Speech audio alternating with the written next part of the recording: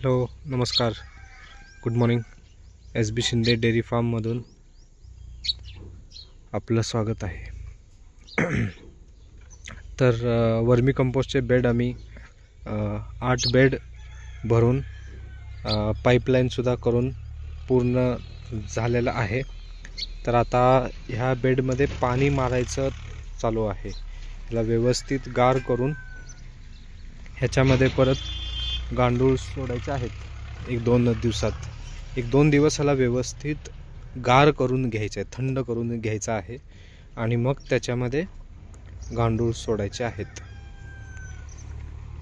ही अशी पाईपलाईन केली आहे. प्रत्येक बेडमधून असे पाईप लावून ह्याचं आउटलेट ह्या कॉमन पाईपमध्ये घेतलेला आहे.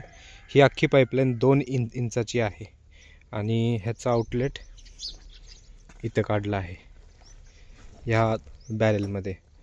हा 250 लिटरचा बॅरेल आहे आणि त्या पाईपच्या पुढं सुद्धा एक जाळी लावलेली आहे, जेणेकरून काही आत काही जाता कामा नये.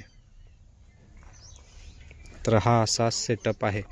आता इकडे शेड नेटनी हे पूर्ण साईड जी आहे ती पॅक करायची आहे आणि ही पण म्हणजे तिथून त्या पोलपासून अशी शेड नेट इकडे लावायची आहे. म्हणजे हे सकाळचं जे ऊन येतं इकडून ते इकडे ह्या बेडमध्ये जास्त लागणार नाही. आणि आपण ह्याच्यामध्ये गांडूळ सोडल्यानंतर पण ह्याच्यावर आपलं जे बारदाण्याची पोती असतात ते आपण ह्याच्यावरून असं झाकणार आहोत. म्हणजे गांडुळांसाठी ॲक्च्युली अंधार लागतो, मग त्यांची एफिशियन्सी म्हणजे वाढते, म्हणजे चांगली राहते म्हणजे एफिशियन्सी, आणि आउटपुट आपल्याला फायनल जो आउटपुट आहे तो चांगला मिळतो. तर आपल्याकडे नेट आहे भरपूर, तो आपण इकडे वापरूया.